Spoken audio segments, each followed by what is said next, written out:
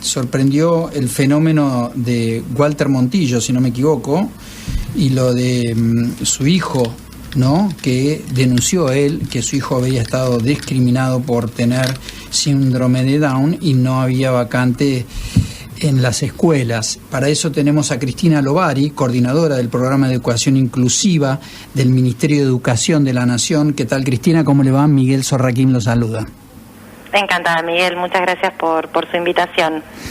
No, nosotros porque nos reciba y bueno, un poco entender cuál es la circunstancia por la que viven y pasan aquellas personas que tienen situaciones de hijos con este síndrome y cómo se la entiende desde lo público la inclusión en los colegios, ¿no?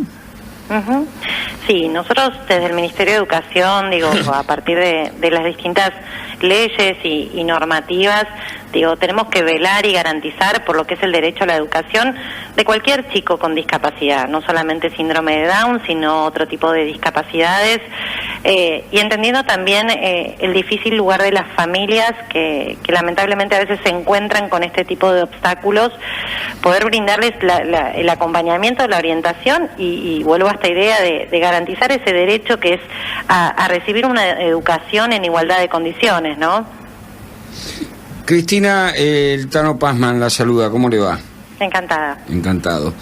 Tengo entendido, o mejor dicho, la duda que tengo es, ¿Walter quiso inscribir a su hijo en varios colegios o le pasó en solamente uno? Sí, a ver, la verdad es que desconozco la cantidad de establecimientos que fue esta familia, a averiguar o a inscribir a su hijo.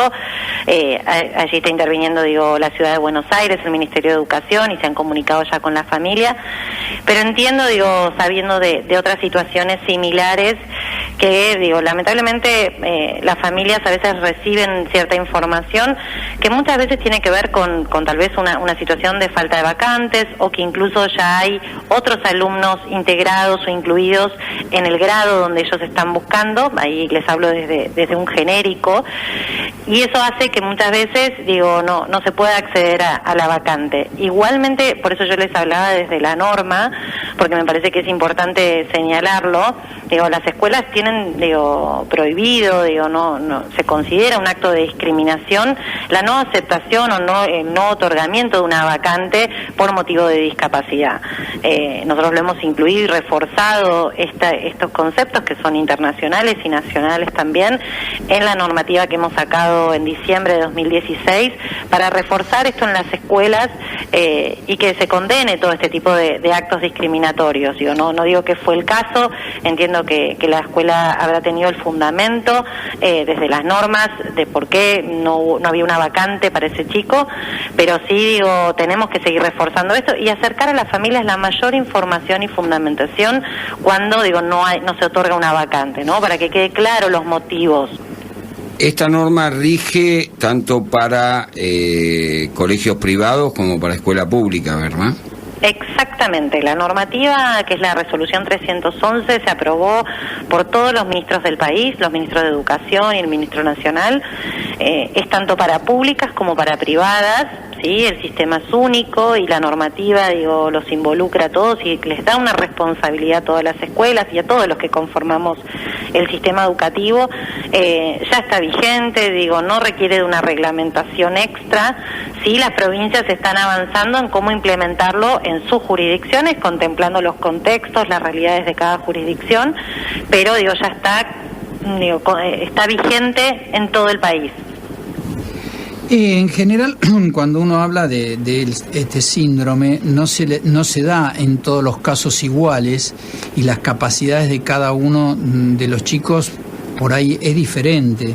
Recuerdo un caso del hijo de un amigo mío que iba a un colegio determinado, privado, que cuando llegó hasta un nivel determinado el colegio empezó a ponerle como trabas para que siga en el colegio por las características que él tenía, y se produjo un largo debate porque estaban sus amigos, los que lo conocían, una cuestión bastante compleja porque tenía muy buena relación, era un chico que se esforzaba mucho ¿Cómo se manejan estas situaciones que no son claras? Porque no es claro el síndrome en todas las personas igual. ¿Cómo se maneja esa situación? Sí, digo, eso es a ver, no podemos negar que son procesos complejos.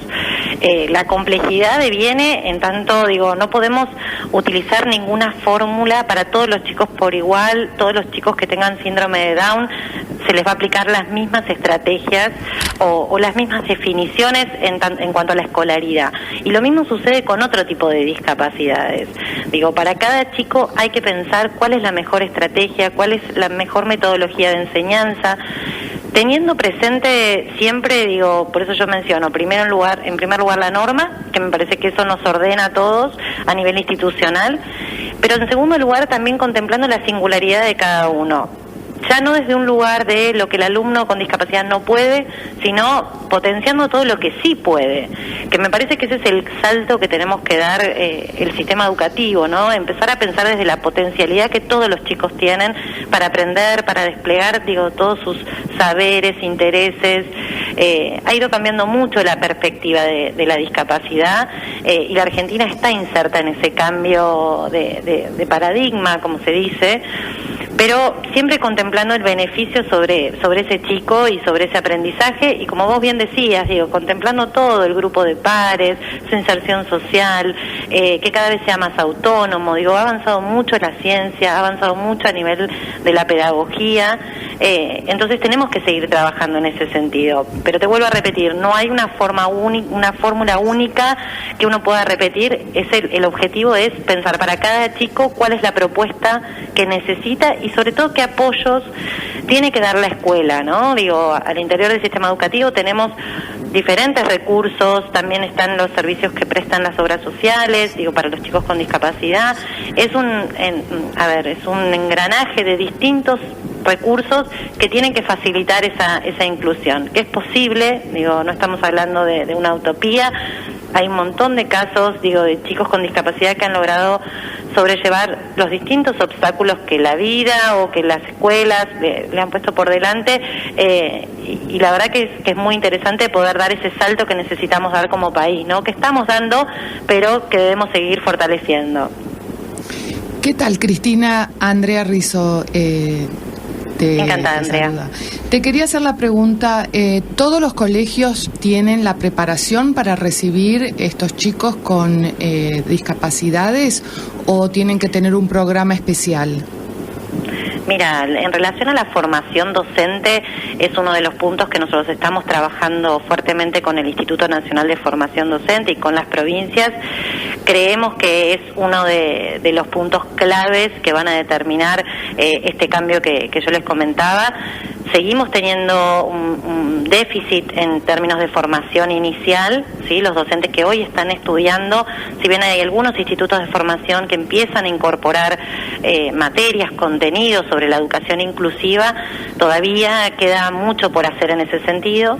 Y por el otro lado, la formación continua, los docentes que hoy están en el aula, porque creemos que, digo, también tenemos que poder acompañarlos brindándoles información. Hemos hecho cursos, digo, desde el Infod, que es este Instituto Nacional, con las provincias también impulsando todos espacios de capacitación, pero es una de las metas que nosotros nos hemos propuesto claves en este punto. Si no, digo, vamos a seguir proponiendo la educación inclusiva, pero no vamos a ir a fondo en este punto, ¿no? De que sin la formación también se hace muy cuesta arriba un proceso de inclusión.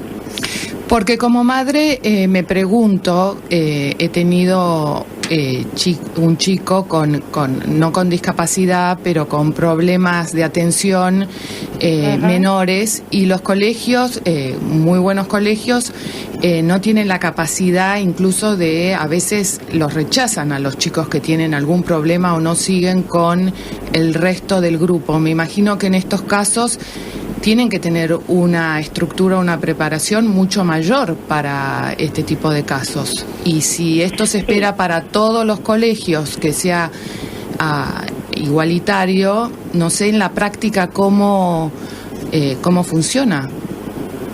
En la práctica, digo, es posible.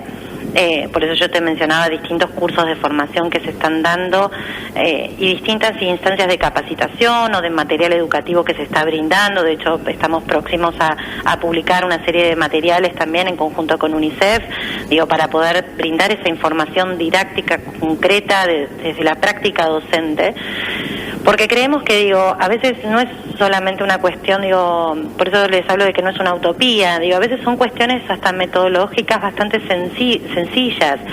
Si hablamos de una dificultad de aprendizaje, por ejemplo, una dislexia, hay cuestiones que son modificaciones pedagógicas muy simples.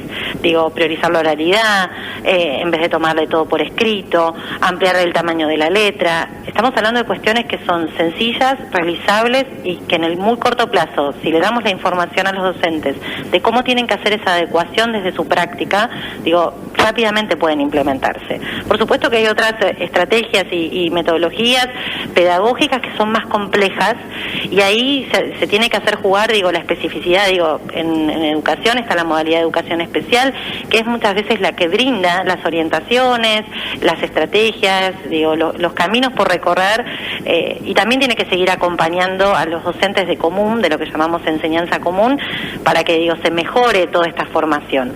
Pero vuelvo a repetir, somos conscientes de que es un punto que tenemos que seguir profundizando, mejorando y en conjunto, por supuesto, con las provincias para que ellos también sigan impulsando esta formación.